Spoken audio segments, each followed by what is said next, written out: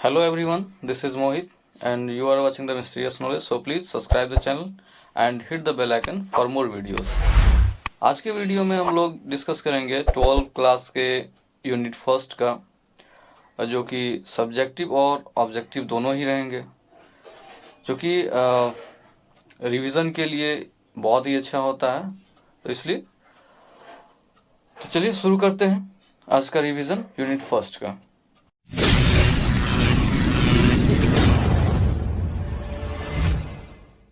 तो टॉपिक है जीवों में जनन, जो कि यूनिट फर्स्ट का पहला चैप्टर है। हम लोग देखते हैं। तो आइए शुरू करते हैं कि रिप्रोडक्शन इन ऑर्गेनिज्म आखिर होता क्या है, कैसे होता है। हम लोग देखते हैं कि सबसे पहले कि जनन आखिर होता क्या है, जनन क्यों जरूरी है, इसके बारे में जानते हैं। तो देखते हैं कि जनन जो होता है, कोई भी जीव है अपने समान जो कोई भी अपने रिप्रोडक्शन जो करते हैं, अपने कोई भी जीव अपने ही समान नई जीव या संतति को उत्पन्न करने की क्रिया जो होती है उसको जनन कहते हैं। सिंपल से समझ सकते हैं कि कोई भी जीव अगर यदि रिप्रोडक्शन करता है तो उससे क्या होता है, तो उसके ही वंश जो होते हैं आगे बढ़ते हैं, उसके समान जो होते हैं नई संतति जो होते हैं उत्पन्न करते हैं। वहीं यहाँ पे लिखा गया है कि कोई भी जीव, प्रत्येक जीव अपने समान नई संतति उत्पन्न करने की क्रिया को क्या कहते हैं, जनन कहते हैं। जनन को पता चल गया। अब देखते हैं कि जनन आखिर आवश्यक क्यों है। जनन के द्वारा जीव अपनी संख्या में क्या करता है, तो वृद्धि करता है। जनन क्यों जरूरी है, तो अपनी संख्या में वृद्धि करने के लिए, उसकी पीढ़ियों में निरंतरता बनी रहने के लिए। जनन इसलिए भी आवश्यक है ताकि उसकी पीढ़ी जो है उसमें निरंतरता बनी रहे। जीव जनन का अस्तित्व बनाए रखने के लिए जो है जीव जनन करते हैं। उसका जो है कोई भी जीव है वो अपने वंश क्रम को आगे करने के लिए जनन करते हैं। अपना जो है ऑफस्प्रिंग जो है उसको प्रोड्यूस करने के लिए वो लोग जनन करते हैं। अब जनन करना जो है उसका जाति का अस्तित्व बनाए रखता है, इसलिए जनन करना जरूरी है। क्योंकि किसी भी जीव की मृत्यु होने पर भी जनन के कारण उसकी जाति का अस्तित्व बना रहता है। क्योंकि कोई भी जीव जो होता है इमॉर्टल नहीं होता है, यानी कि वो मरणशील होता है। ठीक है, कोई भी जीव जो होता है क्या होता है, मॉर्टली इमॉर्टल होता है। ठीक है, वो अपनी जाति की निरंतरता को बनाए रखने के लिए क्या करता है, रिप्रोडक्शन करते हैं। तो अब देखते हैं रिप्रोडक्शन जो होता है वो सामान्यतः होता क्या है। तो रिप्रोडक्शन जो होता है जान गए क्या होता है। अब जनन रिप्रोडक्शन का जो होता है प्रकार, जनन का प्रकार जो होता है वो कितने होते हैं। तो जनन के दो प्रकार होते हैं। कौन कौन से, तो पहले हो गए लैंगिक यानी कि सेक्सुअल, और सेकंड हो गया अलैंगिक यानी कि एसेक्सुअल रिप्रोडक्शन। अब एसेक्सुअल रिप्रोडक्शन क्या है, सेक्सुअल रिप्रोडक्शन क्या है, तो उसके बारे में जानते हैं। तो हम लोग सबसे पहले देखते हैं कि एसेक्सुअल रिप्रोडक्शन जो है, एसेक्सुअल रिप्रोडक्शन वो क्या है। एसेक्सुअल रिप्रोडक्शन जो क्या है, तो एसेक्सुअल रिप्रोडक्शन जो है कि इस प्रकार के जनन में जो होता है दो जीव, जैसे कि कोई भी जीव जनन कर रहे हैं तो उसमें पेरेंट्स की जरूरत पड़ती है। कोई भी ऑफस्प्रिंग प्रोड्यूस कर रहे हैं तो उसमें पेरेंट्स की जरूरत पड़ती है। तो पेरेंट्स जो होते हैं कभी कभी दो भाग लेते हैं, कभी एकल पेरेंट्स भाग लेते हैं। तो अलैंगिक जनन में जो होता है, इस प्रकार के जनन में दो जीव जनकों की भागीदारी नहीं होती है। इसमें केवल एकल जनक के द्वारा संतति उत्पन्न होती है। इसमें जो होते हैं केवल पेरेंट्स एक ही होते हैं जनन के लिए, और उसी जो है पेरेंट्स से कोई भी ऑफस्प्रिंग प्रोड्यूस होते हैं। जैसा कि डायग्राम में यहाँ पे दिखाया गया है, आप डायग्राम को देख सकते हैं। यहाँ पे एक ही है और एक से जो होता है सेल का डिवीजन हुआ है और किस तरह से ये एक नए ऑफस्प्रिंग प्रोड्यूस हुए हैं। ये सेक्सुअल रिप्रोडक्शन का फिगर है। अब देखते हैं कि अलैंगिक जनन से उत्पन्न हुए संतति अनुवांशिक रूप से तथा आपस में जनकों के समान होती है। जो एसेक्सुअल रिप्रोडक्शन से कोई भी जीव उत्पन्न हुए, कोई भी जो है ऑफस्प्रिंग हुए, वो कैसे होते हैं, तो जेनेटिकली अनुवांशिक रूप से क्या होते हैं, जेनेटिकली अनुवांशिक रूप से वो अपने पेरेंट्स के समान होते हैं, अपने पेरेंट्स के समान होते हैं तथा आपस में भी वो समान होते हैं। अगर यदि एक दो सेल डिवीजन हो रहे हैं तो दोनों जो होते हैं अपने पेरेंट्स के समान होते हैं और आपस में भी समान होते हैं। और ऐसे ही इन जो है जो समान ऑफस्प्रिंग होते हैं तो इनको हम लोग क्या कहते हैं, क्लोन कहते हैं। ऐसे ऑफस्प्रिंग को हम लोग क्या कहते हैं, तो क्लोन कहते हैं। हम देखते हैं अलैंगिक जनन जो होता है वो कितने प्रकार से हो सकता है। तो अलैंगिक जनन का प्रकार है इस टाइप्स ऑफ एसेक्सुअल रिप्रोडक्शन। तो अलैंगिक जनन की प्रक्रिया कई विधियों द्वारा होती है। ठीक है, कई विधियों द्वारा होती है। जैसे कि द्विखंडन होता है। तो द्विखंडन किन किन में होता है, अमीबा में होता है, युग्लिना में होता है, पैरामीशियम में होता है। तो ये सारे क्या होते हैं, द्विखंडन हो गए। सेकेंड टाइप क्या है, जो है द्विखंडन के अलावा जो है इसमें बहुखंडन है। बहुखंडन जो होता है वो प्लाज्मोडियम में होता है। प्लाज्मोडियम में देख पा रहे होंगे डायग्राम में कैसे इसका जो होता है पेरेंटल सेल से formation of number of nuclei का फॉर्मेशन हो गया। उसके बाद क्या होता है, ब्रेकेज ऑफ सिस्ट, यानी कि सिस्ट का ब्रेकेज हो रहा है और यहाँ पे डॉटर सेल जो देख रहे हैं, यहाँ पे यहाँ से जो है ये डॉटर सेल जो है, यहाँ पे सबसे पहले क्या हुआ, न्यूक्लियस का डिवीजन हो गया, बहुत सारे न्यूक्लियस हो गए। उसके बाद क्या हुआ, यहाँ पे ब्रेकेज, और ये जो सिस्ट है पूरे सेल है, इसमें ब्रेकेज हो रहे हैं और अलग अलग, और यहाँ पे आगे वाले डायग्राम में देख रहे होंगे सारे डॉटर सेल जो है वो अलग अलग हो गए और सब जो है हूबहू अपने समान है। तो ऐसे ही ऐसे ऑफस्प्रिंग को हम लोग क्या कहते हैं, क्लोन कहते हैं। और दूसरा पार्ट है मुकुलन, थर्ड पार्ट। मुकुलन क्या होता है, ये हाइड्रा में होता है, सामान्य रूप से ईस्ट में होता है। तो मुकुलन में भी उसी तरह से देखेंगे, पहले जो है जो न्यूक्लियस है वो इलोंगेट हो रहे हैं, यहाँ पे देख रहे हैं न्यूक्लियस जो है इलोंगेट हो रहे हैं। न्यूक्लियस इलोंगेट होने के बाद जो है यहाँ पे न्यूक्लियस इलोंगेट होने के बाद ये पूरा सबसे पहले सेपरेट हो जा रहे हैं, और सेपरेट होने के बाद जो है यहाँ पे ये जो सेल का है वो डिवीजन हो रहा है। और यहाँ पे देख रहे हैं बहुत सारे डॉटर सेल बन गए। कितने डॉटर सेल बन गए, डॉटर सेल बन गए, और ये क्या हो गए, अपने पेरेंट्स के हूबहू समान हो गए। अब हाइड्रा में भी वही देख रहे हैं कि हाइड्रा में जो होता है किस तरह से बर्डिंग हो रहा है। हाइड्रा में भी पहले बर्ड निकल जा रहे हैं, बर्ड निकलने के बाद जो है वो धीरे धीरे सेपरेट हो जा रहे हैं। तो ये मुकुलन जो होता है हाइड्रा में भी होता है। और दूसरा फोर्थ है बीजाणु द्वार।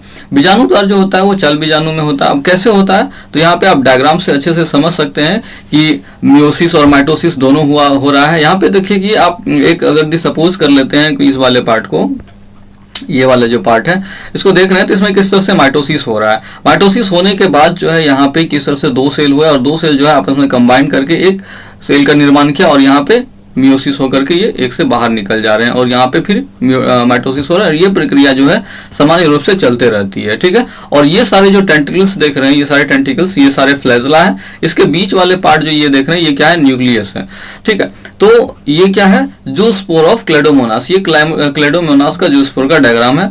और बीजाणु द्वार और किस में होता है, तो इसमें कैनेडिया में होता है, ठीक है। देखिए कैनेडिया में दिख रहा है कि किस तरह से जो है सेल का डेवलपमेंट जो है डिवीजन हो रहा है और किस तरह से ऑफस्प्रिंग बन रहे हैं। उसके बाद देखते हैं जेम्यूल्स। जेम्यूल्स में भी इसी तरह से होता है। तब हम लोग इसी के पार्ट को देखते हैं। एक वेजिटेटिव प्रोपेगेशन है। वेजिटेटिव प्रोपेगेशन जो होता है वो आखिर होता क्या है। वेजिटेटिव प्रोपेगेशन जो होता है, कायिक प्रवर्धन, ये किस प्रकार से होता है, आखिर ये है क्या चीज। तो देखते हैं, यह एक प्रकार का क्या है, अलैंगिक जनन है। यह एक प्रकार का अलैंगिक जनन है। वेजिटेटिव प्रोपेगेशन जो है ये एक प्रकार का अलैंगिक जनन का पार्ट है। वेजिटेटिव प्रोपेगेशन क्या है, एक अलैंगिक जनन का पार्ट है।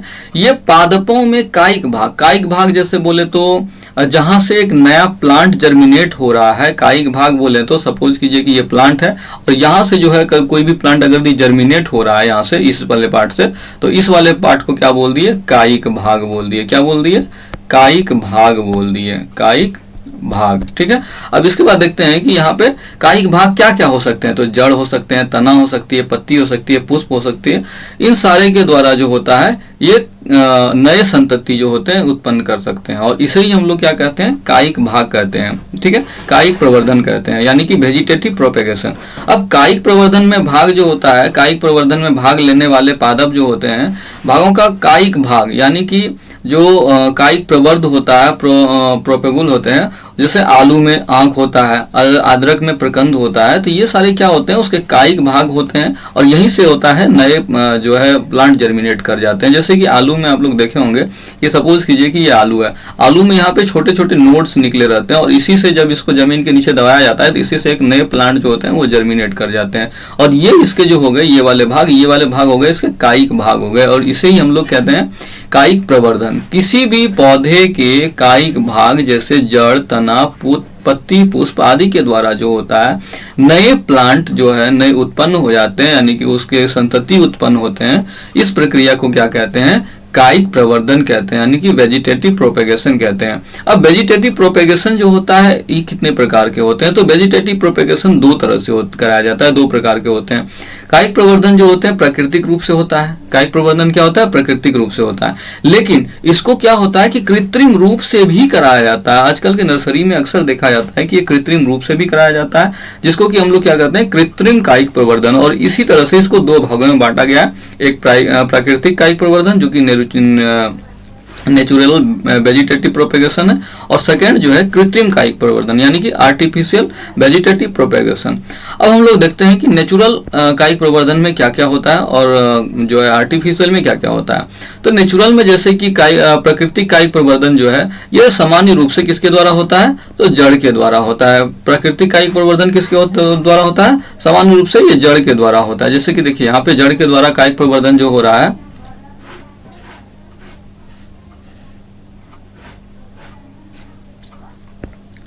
जड़ के द्वारा कायिक प्रवर्धन हो रहा है। यहाँ पे क्या हो रहा है, जड़ के द्वारा कायिक प्रवर्धन हो रहा है।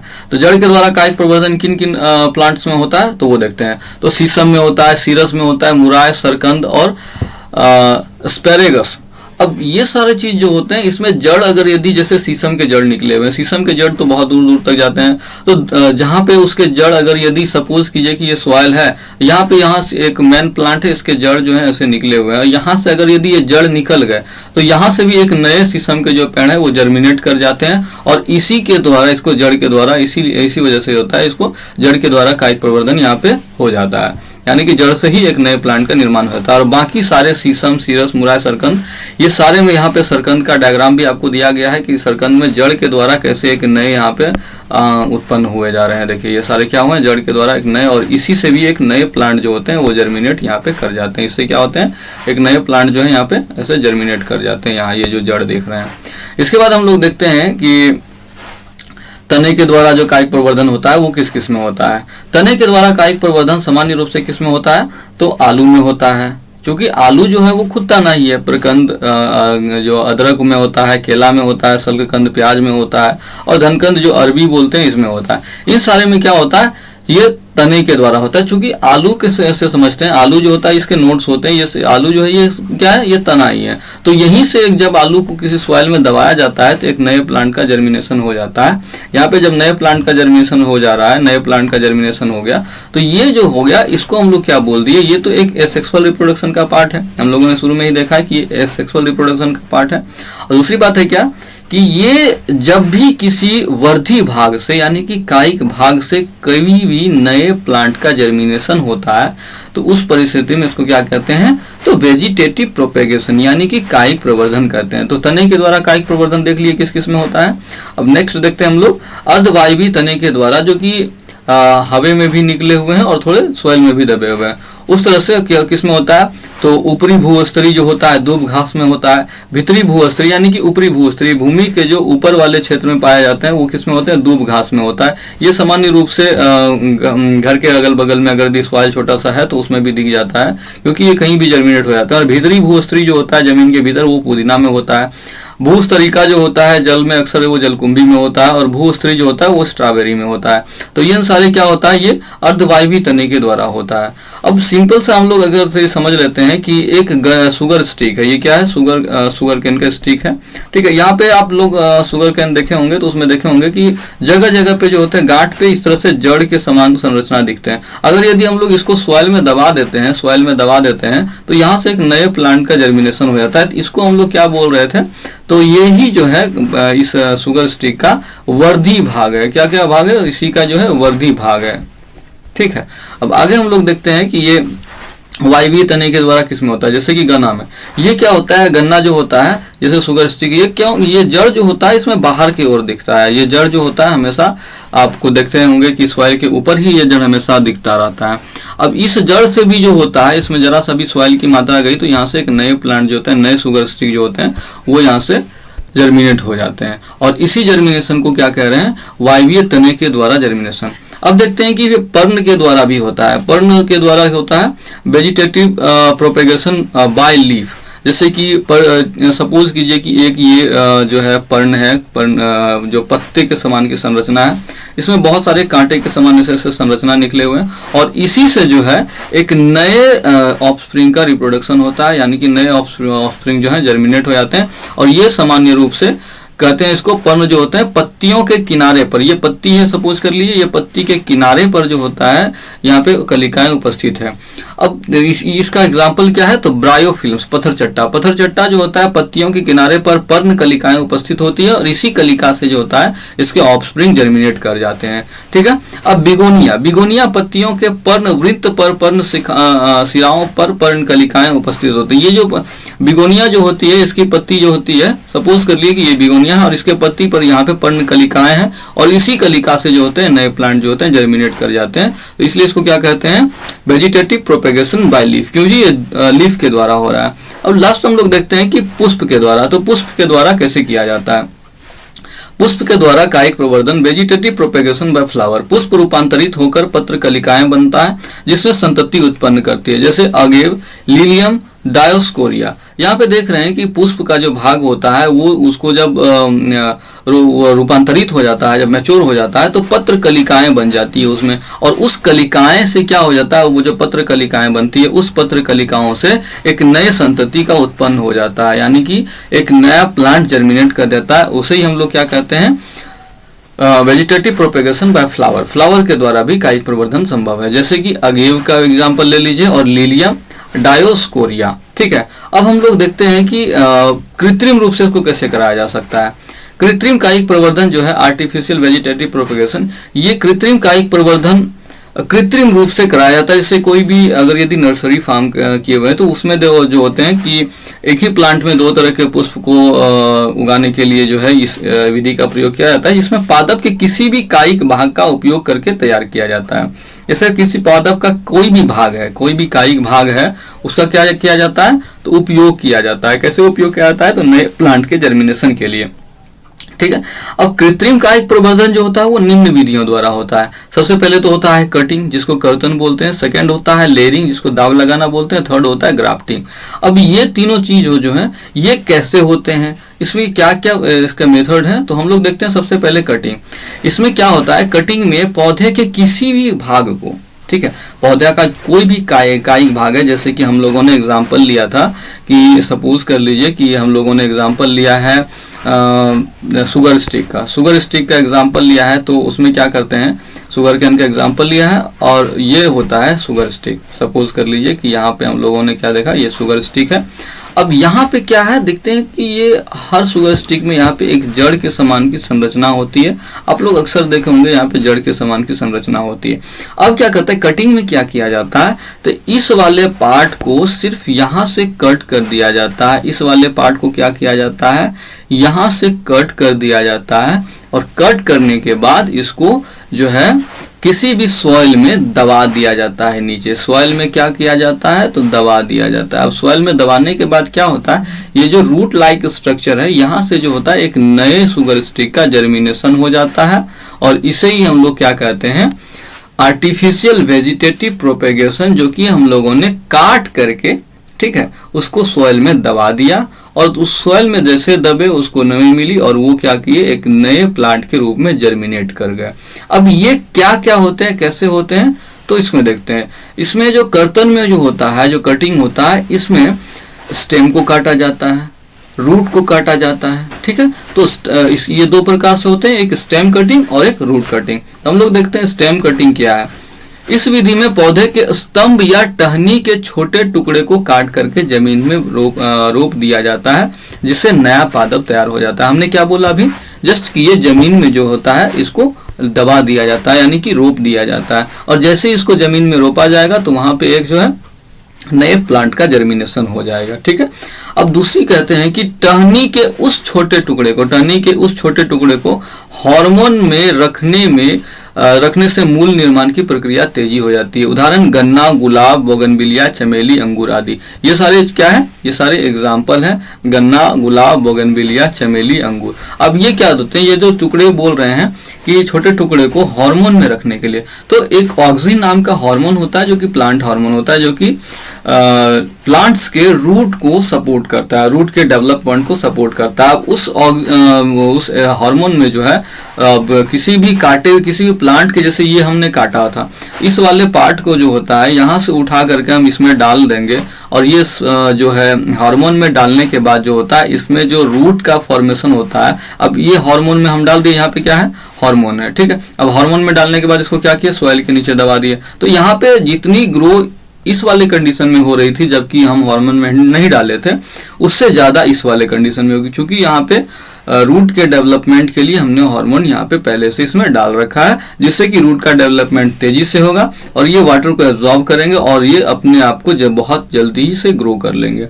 ये हो गए स्तंभ कर्तन यानी कि स्टेम कटिंग। अब हम लोग दूसरा देखते हैं, मूल कर्तन यानी कि रूट कटिंग। मूल कर्तन जो होता है वो क्या होता है, तो इस विधि में किसी पादप की जड़ को भूमि में ऊर्ध्व स्थित में भूमि में रोप दिया जाता है। क्या करते हैं, इस विधि में पादप की जड़ को भूमि में ऊर्ध्व स्थिति में रोप दिया जाता है, जिससे कलिकाएं व जड़ें निकलकर नए पादप का निर्माण करती है। इसमें क्या करते हैं कि रूट को काट करके और किसी सॉइल में दबा दिया जाता है। दबाने से क्या होता है, एक नए प्लांट का जर्मिनेशन हो जाता है। सपोज कीजिए कि ये प्लांट है, इसके ये रूट है, ये हेयर लाइक स्ट्रक्चर, यहाँ से इस वाले भाग को काट करके हमने सॉइल में दबा दिया। तो यहाँ पे एक नए प्लांट का जर्मिनेशन हो गया और इसको हम लोग क्या कह दिए, रूट कटिंग बोल दिए। इसके बाद हम लोग देखते हैं कि एक सेकेंड टाइप है लेयरिंग।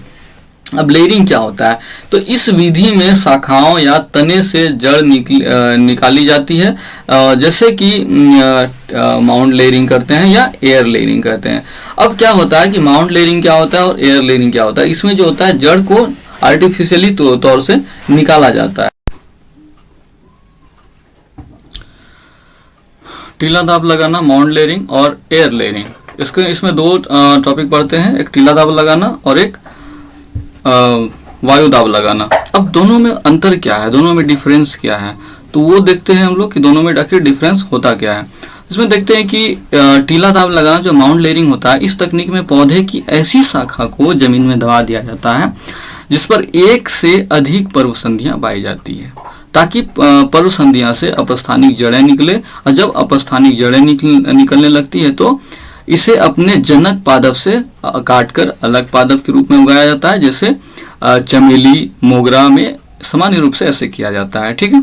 तो अब क्या होता है कि पर्व संधियां जो होती है, जैसे हेयर लाइक स्ट्रक्चर उसके ऊपर निकले होते हैं जो कि जड़ का भी काम कर लेते हैं, और उसको जब उसके ऊपर जब लेयर लगाया जाता है, लेयर ऐसा समझ सकते हैं कि उसमें जो होता है कि जब वो पेरेंट्स से चिपके हुए होते हैं, सपोज कीजिए कि ये जो है पेरेंट्स जो है प्लांट है, यहाँ पे जो है बहुत सारे हेयर लाइक स्ट्रक्चर निकले हुए हैं, जैसे कि आप लोग अक्सर मैरीगोल्ड के प्लांट में देखे होंगे, हेयर लाइक स्ट्रक्चर निकला हुआ, उसमें क्या होता है तो एक लेयर लगा दिया जाता है सॉइल का, और उसको फॉइल पेपर से लपेट दिया जाता है ताकि उसमें नमी बने रहे।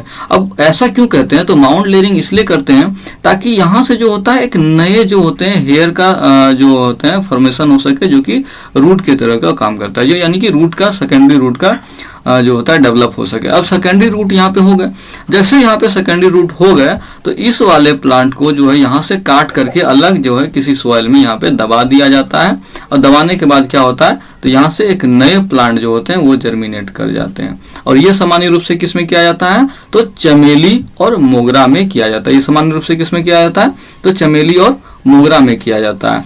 ये हम लोगों का हो जाता है टीला दाबी।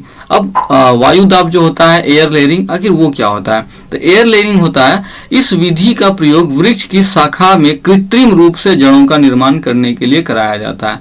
अब सपोज कर लीजिए कि कोई भी जो है टहनी है, ठीक है, कोई भी प्लांट की टहनी है और उसको हेल्दी स्टेम को चुन लिए। सपोज कर लीजिए कि ये जो है हमारा प्लांट है, इसके हेल्दी स्टेम को चुन लिए, ये प्लांट जो है इसके हेल्दी स्टेम को क्या किए यहाँ से चुन लिए। अब इस वाले स्टेम को क्या करेंगे तो तकरीबन 1 से 1.5 फीट जो होता है उसको यहाँ से छील लेंगे, छील करके इसका जो ऊपरी जो छाल होता है उसको वहाँ से हटा दिया जाता है। और हटाने के बाद क्या होता है इसके ऊपर जो होते हैं सॉइल लपेट दी जाती है। ये जो हटाए हैं जहाँ से आप लोगों ने इसके क्या कहते हैं ऊपर वाले छाल को जो मोटे होते हैं उसको हटाने के बाद क्या करते हैं यहाँ पे एक जो होता है मीठी का लेयर लगा दिया जाता है, और उसको रुई या मूस के द्वारा ढक दिया जाता है, यानी कि कोई फॉइल पेपर से लपेट दिया जाता है ताकि इसके अंदर जो है नमी बनी रहे। अब नमी बने रहने के लिए क्या करना है, इसको जो होता है कभी कभी जो होता है अगर गर्मी का मौसम बहुत ज़्यादा है, बहुत ज़्यादा पानी एवेपोरेट हो रहा है, तो उस कंडीशन में क्या करते हैं, तो इसमें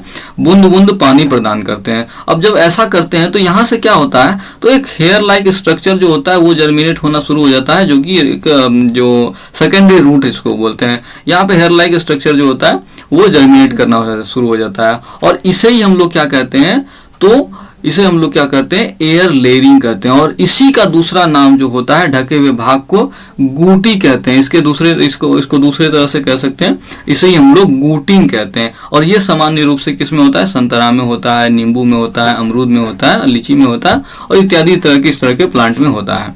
अब इसके बाद हम लोग देखते हैं थर्ड में क्या है, तो ग्राफ्टिंग है। ग्राफ्टिंग क्या होता है, इस विधि में दो अलग अलग पादपों के हिस्से को जोड़ा जाता है। इसमें क्या होता है, पादप के जो दो अलग अलग पादप है उसके हिस्से को जोड़कर उत्तम किस्म वाला पादप तैयार किया जाता है। इसे कलम लगाना भी कहते हैं। ग्राफ्टिंग का ही दूसरा नाम क्या होता है, कलम लगाना। और ये सामान्य रूप से कैसे किया जाता है, तो सपोज कर लीजिए कि एक जो है यहाँ पे प्लांट है, ठीक है, और ये सपोज कर लीजिए कि ये रेड कलर का प्लांट है, यानी कि क्या है, ये रेड कलर के फ्लावरिंग वाले प्लांट है। और यहाँ पे दूसरे प्लांट है, और ये क्या है, तो ये जो है ये सामान्य रूप से तो येलो कलर के प्लांट है। क्या है, येलो फ्लावर वाले प्लांट है। अब इन दोनों को जो होता है, इन दोनों का सेक्शन को काटा जाता है, यानी कि क्या किया जाता है, इसके अगर यदि हम तीसरा डायग्राम बनाए तो यहाँ से एक ऐसे है प्लांट है। अब क्या किया जाएगा, इस वाले प्लांट को जो होता है ऐसे कट लगा दिया जाएगा, यानी कि इसको चीरा बोलते हैं, कट लगा दिया जाएगा, और दूसरे प्लांट के जो स्टेम होते हैं उसको इसी शेप में काटा जाएगा। ये प्लांट के स्टेम है, इसको इसी सिरे में काट दिया गया है, ठीक है। अब क्या होता है, यहाँ पे जैसे शेप है वैसे यहाँ भी शेप है, तो इसको यहाँ पे डाल दिया जाता है और इसको किसी भी चीज से ढक दिया जाता है ताकि इसकी नमी बने रहे। और इसी को क्या कहते हैं, दूसरे पादप का रोपण किया जाता है, यहाँ पे रोप दिया जाता है, और इसको क्या कहते हैं, तो ग्राफ्टिंग कहते हैं। ये सामान्य रूप से एक प्लांट में दो तरह के फ्लावरिंग या दो तरह के फ्रूट्स के लिए किया जाता है। और ये सामान्य रूप से किस में होता है, तो गुलाब में होता है, आम में होता है। किसमें होता है, गुलाब में होता है, आम में होता है, अमरूद में होता है, सेब में, नींबू इत्यादि में ये सारा किया जाता है। इसे क्या कहता है, स्टॉक्स, जिस पौधे पर सेक्शन लगाई जाती है उसे क्या कहते हैं, स्टॉक कहा जाता है, और जिसको काटा जाता है उसको सेक्शन कहा जाता है, ठीक है। अब इसमें दूसरी बात, इसका जो है टाइप होता है, देखिए क्या क्या टाइप है। यह निम्न विधियों द्वारा किया जाता है। जो ग्राफ्टिंग होता है यह निम्न विधियों द्वारा किया जाता है। एक तो सबसे पहले होता है वाइफ और टंग ग्राफ्टिंग, जिसको कहते हैं जिह्वा रोपिंग। इसमें स्टॉक तथा सेक्शन को तिरछी कितने डिग्री पर, 45 डिग्री के एंगल पे काट दिया जाता है। जैसे कि हमने अभी ऊपर ही बताया था कि 45 डिग्री के एंगल पर काट दिया जाता है, और इसके कोण को काटा जाता है, और इसमें इसके मध्य में एक चीरा लगा देते हैं। जैसे ये प्लांट है, यहाँ पे इसके मध्य में ऐसे एक चीरा लगा देते हैं, और इसी में इस जो 45 डिग्री के एंगल को काटा जाता है इसमें इसको घुसा दिया जाता है, और यहाँ पे किसी चीज से लपेट दिया जाता है जो कि इसका नमी बने रहे, ठीक है। क्या कह रहे हैं, रस्सी या रबर से ट्यूब से कसकर बांध दिया जाता है। उसके बाद दूसरा है क्या, फच्चर रोपिंग, यानी कि वाइड वेज ग्राफ्टिंग, फच्चर रोपिंग। इस विधि में स्कंद स्टॉक भी के आकार का तथा सेक्शन को वेज उल्टा भी या फच्चर के आकार का काटा जाता है, फिर दोनों को जोड़कर रस्सी या ट्यूब से बांध दिया जाता है। सिमिलर एज इट इज, ऐसा ही होता है। उसके बाद क्या कहते हैं, क्राउन ग्राफ्टिंग, यानी कि मुकुट रोपण। इस विधि में स्कंद स्टॉक की मोटा दी जाती है कि मोटाई बहुत अधिक होती है, जिसमें कलम सेक्शन रोप दिया जाता है। कलिका बड ग्राफ्टिंग, इस विधि में स्कंद स्टॉक की छाल में आकार या चीरा लगाकर उसमें कलिका को रोप दिया जाता है, जैसे कि ये प्लांट है। अब इसमें प्लांट में कलिका ग्राफ्टिंग में क्या कहते हैं, तो इसमें इसके छाल जो होते हैं इसको ऐसे चीरा लगा दिया जाता है और इसी के अंतर्गत ऐसे घुसा देते हैं, यानी कि इसके स्टेम वाले जो सॉलिड पार्ट है उसको नहीं हटाया जाता है, ठीक है। अब दूसरी बात कहते हैं कि इसमें जो होता है रोपण के लिए स्कंद स्टॉक और सेक्शन दोनों के कैम्बियम एक एधा जो होते हैं एक दूसरे के संपर्क में आना आवश्यक होता है ताकि ये दोनों विभाजन एक दूसरे से जुड़ जाए। ऐसा अगर नहीं होता है तो क्या होता है कि वहां पे वो प्लांट जर्मिनेट नहीं होगा और वो जो आपने सेक्शन काटा है वो सूख जाएगा। अब हम लोग देखते हैं, यहाँ तक तो हम लोगों ने देखा कि एसेक्सुअल रिप्रोडक्शन क्या था। अब हम लोग देखेंगे सेक्सुअल रिप्रोडक्शन क्या होता है। सेक्सुअल रिप्रोडक्शन क्या होता है? जब जनन की प्रक्रिया में दो जीव भाग लेते हैं, ठीक है, जब ऐसे जनन जिसमें दो जीव भाग लेते हैं, कितने जीव भाग लेते हैं? तो दो जीव भाग लेते हैं और उसे क्या कहते हैं? अलैंगिक जनन कहते हैं। इसमें क्या होता है? तो अर्धसूत्री विभाजन एवं निषेचन की क्रिया होती है। नर युग्मक एवं मादा युग्मक बनते हैं जिसको युग्मक जनन कहते हैं। नर युग्मक एवं मादा युग्मक के संयोजन से जब नर और मादा दोनों युग्मक जब फ्यूज कर जाते हैं तो क्या बनता है? युग्मनज बनता है। यानी कि मेल गेमिट और फीमेल गेमिट जब दोनों ही फ्यूज कर जाते हैं तो क्या बनता है? तो जायगोट का फॉर्मेशन होता है। किस चीज का फॉर्मेशन होता है? जायगोट का फॉर्मेशन होता है। और इसमें क्या होता है? मेल गेमिट और फीमेल गेमिट बनते हैं तो इसमें क्या होता है? गेमेटोजेनेसिस होता है, यानी कि गेमिट का फॉर्मेशन हो रहा होता है, ठीक है। और इसे ही हम लोग क्या कहते हैं? निषेचन कहते हैं। यानी कि नर और मादा युग्मक के संलयन को ही हम लोग क्या कहते हैं? निषेचन कहते हैं। युग्मनज के द्वारा एक नया जीव बनता है। ये युग्मनज हो गया, यानी कि ये भ्रूणीय परिवर्तन हो गया इसका, और इससे एक नए जीव का उत्पन्न हुआ। अब अलैंगिक जनन की क्रिया जो होती है, लैंगिक जनन की क्रिया में अलैंगिक जनन की तुलना अधिक तथा यह अलैंगिक जनन की तुलना में जटिल प्रक्रिया है। लैंगिक जनन जो होता है, लैंगिक जनन अलैंगिक जनन की तुलना में अधिक कॉम्प्लेक्स होता है और यह बहुत ही ज्यादा जटिल प्रक्रिया है। क्या है? जटिल प्रक्रिया है। क्योंकि हम लोगों ने अलैंगिक जनन में देखा कि अलैंगिक जनन में क्या हुआ, अलैंगिक जनन में सामान्य रूप से जो है एकल पेरेंट्स थे, उससे सिर्फ क्या हुआ? तो मुकुलन हो गया, बहुखंडन हो गया, बीजाणु द्वारा हो गया, यानी कि एक ही पेरेंट्स से उसमें नए जो है ऑफस्प्रिंग जो होता है जर्मिनेट यानी कि डॉटर कोशिका बन गए। लेकिन एसेक्सुअल रिप्रोडक्शन में क्या हुआ? तो एसेक्सुअल रिप्रोडक्शन सेक्सुअल रिप्रोडक्शन में क्या हुआ? सेक्सुअल रिप्रोडक्शन में सामान्य रूप से क्या होता है कि इसमें नर और मादा दोनों गैमिट बनते हैं, यानी कि मेल और फीमेल गैमिट बनते हैं। और उसके बाद क्या होता है? मेल और फीमेल गैमिट बनने के बाद जो होता है उसमें जो होता है दोनों का फ्यूजन होता है। फ्यूजन के बाद जो होता है जायगोट का फॉर्मेशन होता है और उस जायगोट को जो होता है भ्रूणीय परिवर्तन उसमें होता है और उसी से एक नए ऑफस्प्रिंग प्रोड्यूस होते हैं। तो ये बहुत ही जटिल प्रक्रिया है। तो इस यूनिट में इतना ही था। अब हम लोग ऑब्जेक्टिव देखते हैं कि ऑब्जेक्टिव इस यूनिट से किस तरह से पूछा जा सकता है। तो सबसे फर्स्ट ऑब्जेक्टिव है आपका, यहाँ पे देखते हैं कि आम के फल में खाने वाला भाग कौन सा है। तो आम का जो फल देखते होंगे उसमें 3 लेयर में बटा हुआ है। एक तो सबसे पहले बाहरी लेयर, और बीच में जो होता है ये जो मिडिल लेयर होता है इसी में गूदा भरा होता है, और ये जो होता है अंदर वाला भाग ये क्या होता है? ये गुठली होता है। ये सॉरी आम का स्ट्रक्चर नहीं बना, बट आम में इसी तरह 3 लेयर होते हैं। ये बाहरी वाला जो लेयर होते हैं वो क्या होते हैं?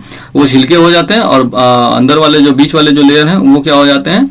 तो वो हो जाते हैं गूदा, जिसको कि खाया जाता है। तो यहाँ पे पता चल रहा होगा कि इसमें क्या खाया जाता है? मध्य फल भित्ति को खाया जाता है। तो इसका आंसर क्या है? बी है। समसूत्री विभाजन किस में होता है? तो समसूत्री विभाजन जो होता है सामान्य रूप से कायिक कोशिका में और जनन कोशिका में दोनों में ही होता है। तो इसके आंसर क्या हो जाएंगे? सी हो जाएंगे। क्योंकि कायिक कोशिका जो होता है, जब प्लांट जो होते हैं, प्लांट का जो होता है जो परागकोश होता है उसका स्पुटनिंग होता है, तो वहां से एक पॉलन ग्रेन को अगर लेते हैं तो पॉलन ग्रेन में क्या होता है? तो 2 तरह के सेल हो जाते हैं। एक क्या होते हैं?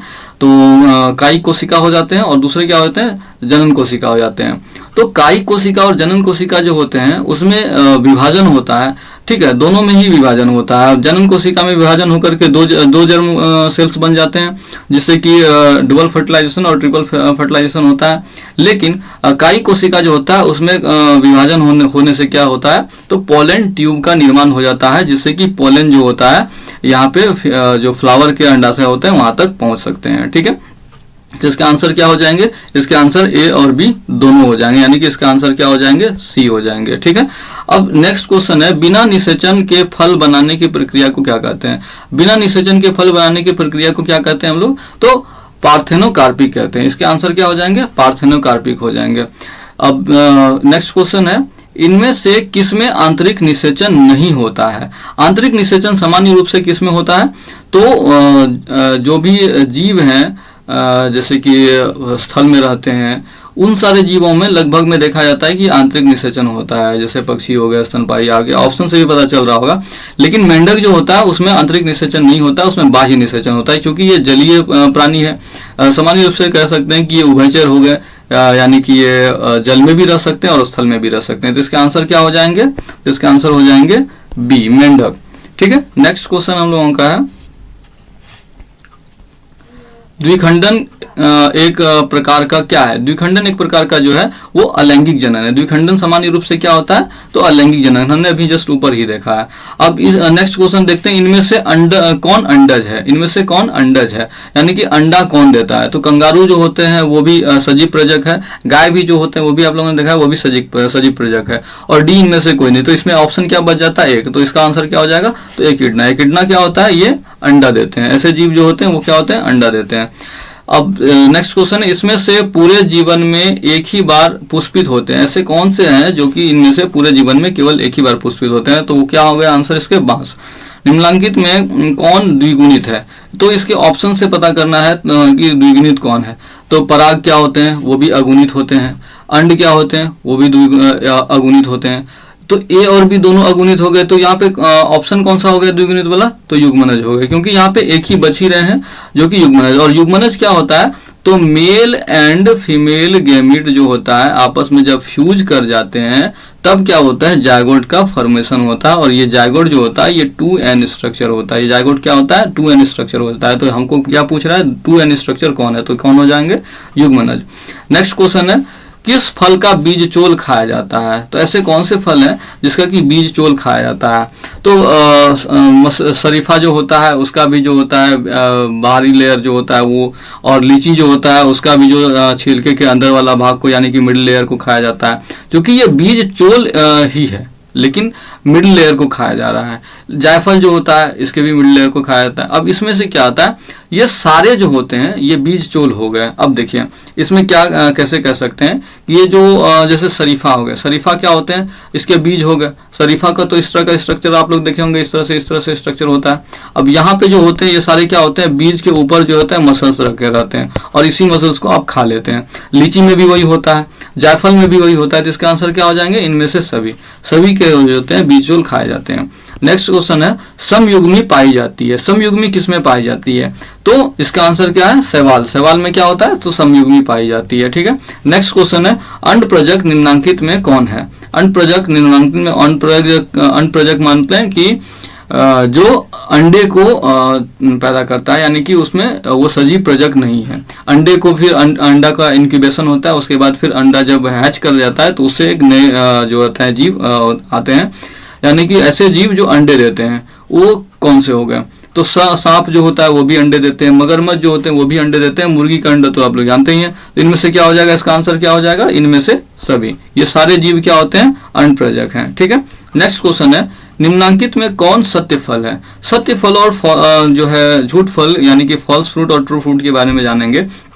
तो ट्रू फ्रूट ऐसे होते हैं जो फ्लावर से डेवलप होते हैं, यानी कि जो फूल से बन रहे होते हैं उसको क्या कहते हैं, ट्रू फ्रूट कहते हैं। लेकिन अब जो है इसमें से कहा जाता है कि ऐसे फल जो कि फ्लावर से ना होकर के जो फ्लावर जिसके ऊपर बैठे होते हैं उसके जो होते हैं क्या, थाइलेमस से होते हैं। इस वाले पार्ट से जिस भी फ्रूट का डेवलपमेंट होता है उसको हम लोग फॉल्स फ्रूट कहते हैं। इसमें से फॉल्स फ्रूट तो आपको जानते ही हैं कौन होता है, लेकिन यहाँ पे कौन सा पूछ रहा है, सत्य फल कौन सा है। तो सत्य फल इसमें से कौन सा है, तो नारियल। नारियल क्या है, सत्य फ्रूट फल है।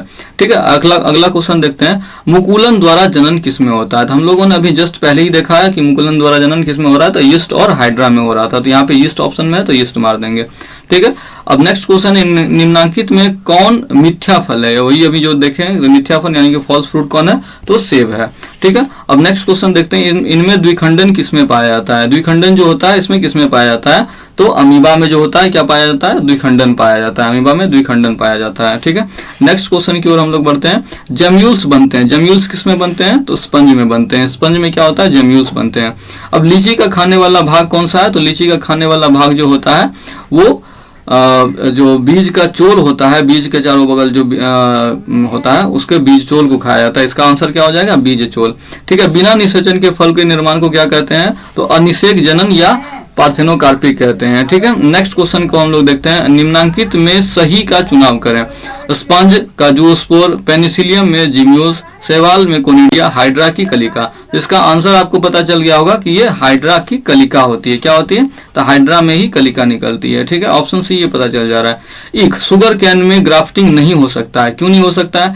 शुगर जो कैन होते हैं उसमें ग्राफ्टिंग इसलिए नहीं हो सकता है क्योंकि शुगर कैन के जो वैस्कुलर बंडल होते हैं वो क्या होते हैं, जो बिखरे होते हैं। वैस्कुलर बंडल क्या होते हैं? तो इसके बिखरे होते हैं, तो इसलिए इसका आंसर क्या हो जाएगा? शुरू में ही इसका आंसर दिया गया है, वैस्कुलर बंडल बिखरे होते हैं।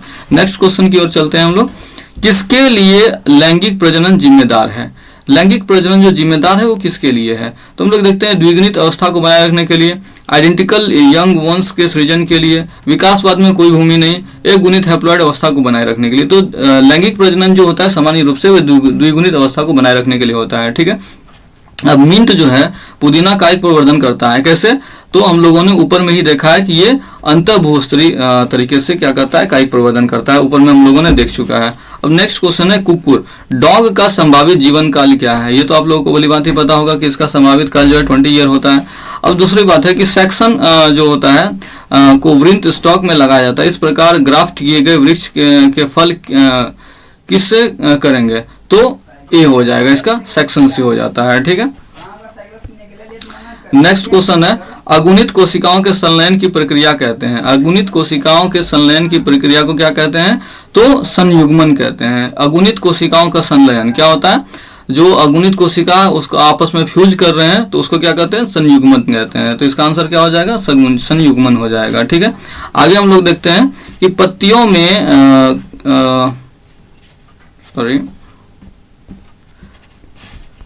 पत्तियों के खंडों द्वारा कायिक प्रजनन होता है।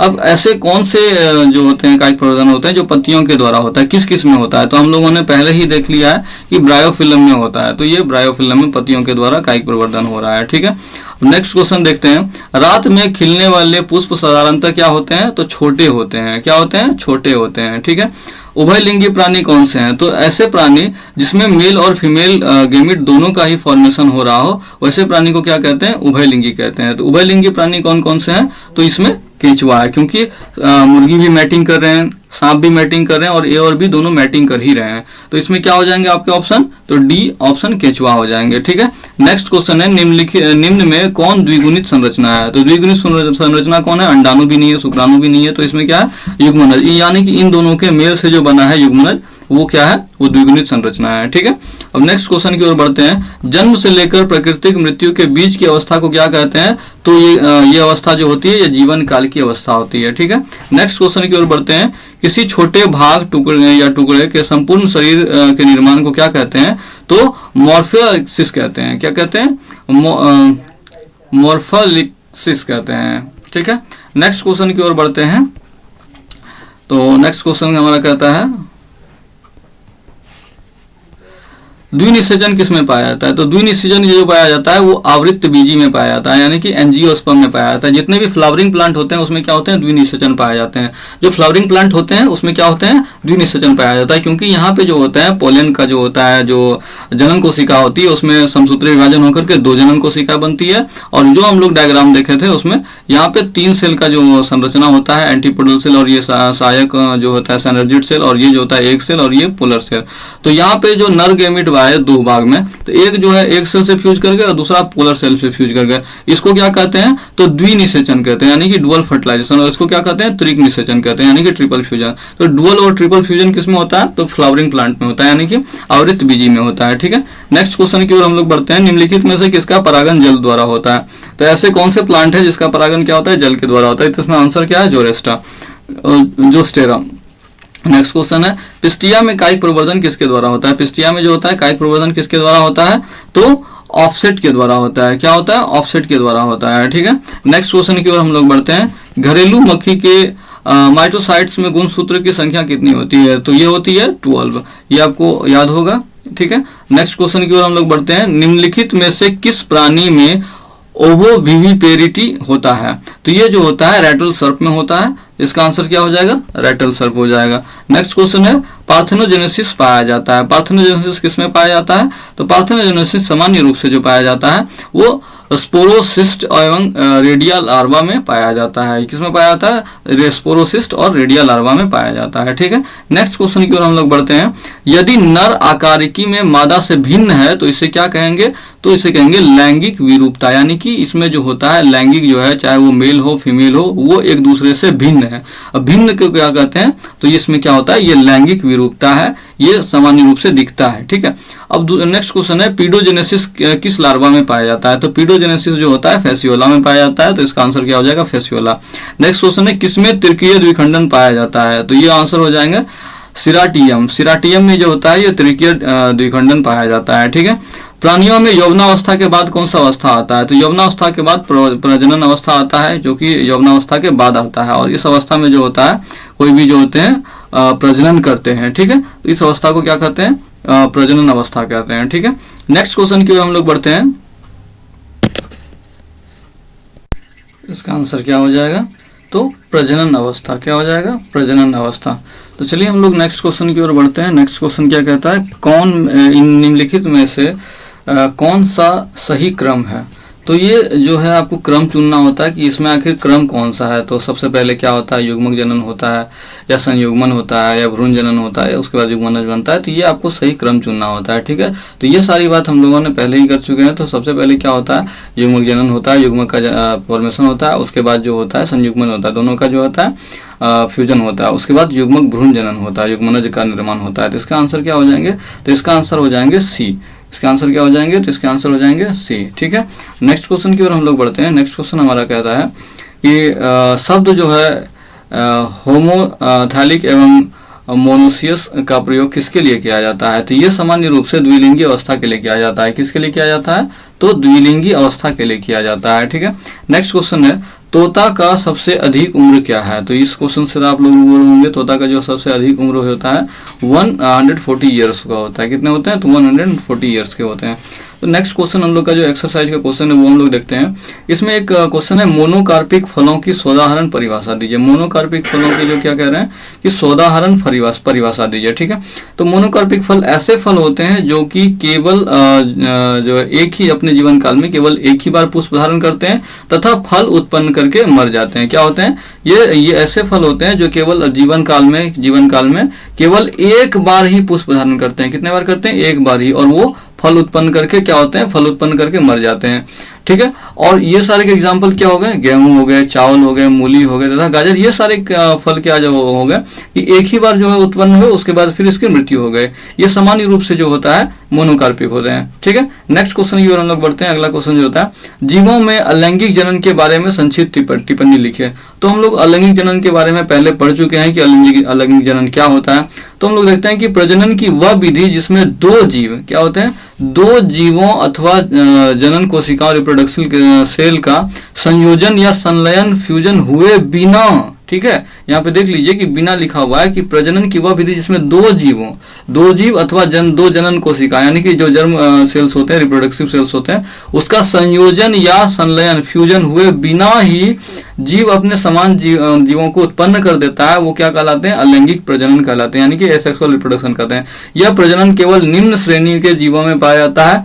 इस प्रकार का उत्पन्न संतानों को, ऑफस्प्रिंग को आकारिकीय रूप से यानी कि मॉर्फोलॉजिकली एंड जेनेटिकली जो होते हैं अपने मात्र जीव के समान होते हैं। किसके समान होते हैं? अपने पेरेंट्स के समान होते हैं। और ये क्या होते हैं? तो समानता प्रदर्शित करते हैं। और ऐसे फलों को हम लोग क्या, ऐसे जो होते हैं जनन होते हैं, उसके ऑफस्प्रिंग को हम लोग क्या कहते हैं? क्लोन कहते हैं। क्या कहते हैं? क्लोन कहते हैं। ठीक है, और इसके एग्जाम्पल क्या हो गए? द्विखंडन जो होता है वो किस में होता है? मुकुलन में होता है, तो इसका एग्जाम्पल हो गया। ठीक है, अब नेक्स्ट क्वेश्चन वो जो होता है वो द्विखंडन क्या है? द्विखंडन जनन का एक तरह का लैंगिक जनन है। द्विखंडन जनन जो होता है एक तरह के लैंगिक जनन की क्रियाविधि है। इस विधि द्वारा जीवों के एक निश्चित वृद्धि के पश्चात गुणसूत्र का द्विगुणन हो जाती है, फिर केंद्रक एवं कोशिका द्रव्य विभाजन द्वारा दो पुत्री कोशिका को जन्म देती है। जब एक पेरेंट से दो से डॉटर सेल का निर्माण हो रहा होता है तो क्या कहते हैं? और इसे ये सामान्य रूप से समसूत्री होता है। ठीक है, तो ये क्या होते हैं? द्विखंडन होते हैं। ठीक है, एग्जाम्पल के तौर पर दिया गया है अमीबा और पैरामीशियम।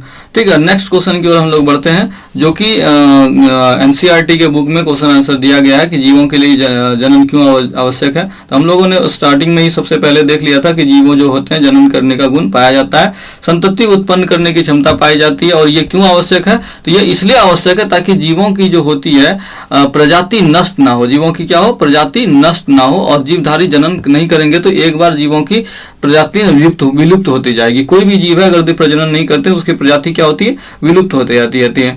तो इस लिए जनन जरूरी है ताकि उसका जो प्रजाति है वो विलुप्त ना हो और वो अपने जीवों की उत्पत्ति अत्यंत आवश्यक रूप से करते रहे और वंश को आगे बढ़ाते रहे। इसलिए जीवों की जनन आवश्यक है।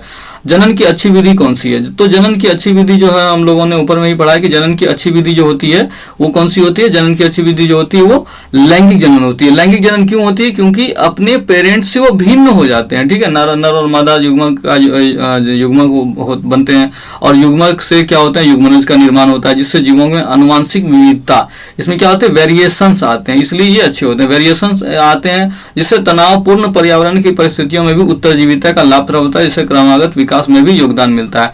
अब लैंगिक जनन इसलिए जरूरी है क्योंकि इसमें जो होते हैं जीवों में जब जनन होता है तो बहुत सारे वेरिएशंस पाए जाते हैं। इसका कहने का तात्पर्य यह है कि वेरिएशंस है तो उसमें जो होते हैं जीवों में जो जैसा पर्यावरण है, जैसे तनावपूर्ण स्थिति है, उसको वो झेल सके। ठीक है, तो इसके लिए उसमें विविधताओं का आना जरूरी है, वेरिएशंस का आना जरूरी है। और लैंगिक जनन में क्या होता है, तो अलग अलग पेरेंट्स होते हैं, उसके ऑफस्प्रिंग जो होते हैं वो पेरेंट्स के भी आइडेंटिकल नहीं होते हैं, इसलिए उसमें क्या होते हैं, इसको जरूरी है। और लैंगिक जनन की बात करें तो वो अपने पेरेंट्स के समान होते हैं, जो कि जिसमें विविधताएं कम देखने के लिए मिलती है, जो कि जो तनावपूर्ण पर्यावरण होता है उसकी परिस्थिति का वो लाभ नहीं उठा पाते हैं, इसलिए इसमें वो अच्छी विधि ना होकर के लैंगिक जनन अच्छी विधि होती है। ठीक है, तो नेक्स्ट क्वेश्चन होता है, लैंगिक जनन द्वारा उत्पन्न हुई संतति को क्लोन क्यों कहा जाता है। तो आकारकीय व अनुवांशिक रूप से यानी कि मॉर्फोलॉजिकली और जेनेटिकली जो होता है एक समान जीव होता है, उसको क्या कहते हैं, क्लोन कहते हैं। अलैंगिक जनन द्वारा उत्पन्न संतति अनुवांशिक यानी कि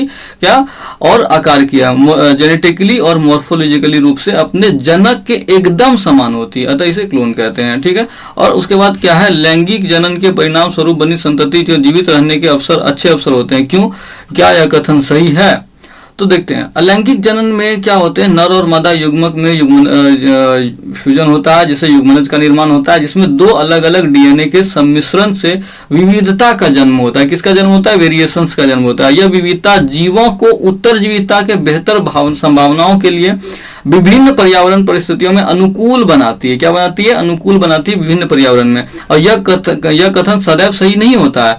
जनकों के रोगग्रस्त होने पर वह रोग आने वाले पीढ़ियों में स्थानांतरित हो जाती है, इसलिए यह कथन कभी कभी सही नहीं होता है, लेकिन यह फिर भी अच्छी विधि होती है। ठीक है, नेक्स्ट क्वेश्चन होता है कि अलैंगिक जनन द्वारा बनी संतति लैंगिक जनन द्वारा बनी संतति से किस प्रकार भिन्न होता है। ठीक है, तो अलैंगिक जनन द्वारा उत्पन्न संतान अनुवांशिक व संरचनात्मक रूप से जनक के समान होते हैं, अर्थात अपने जनक का क्लोन होते हैं। इसके विपरीत लैंगिक जनन द्वारा उत्पन्न संतति जो होते हैं अनुवांशिक रूप से जनक से भिन्न होते हैं, इसलिए ये दोनों अलग होते हैं। थैंक यू, आज के वीडियो में इतना ही, मिलते हैं नेक्स्ट वीडियो में, तब तक के लिए थैंक यू। और ऐसे वीडियो देखने के लिए चैनल को प्लीज सब्सक्राइब करें, वीडियो लाइक करें, कमेंट करें। Thank you for everything.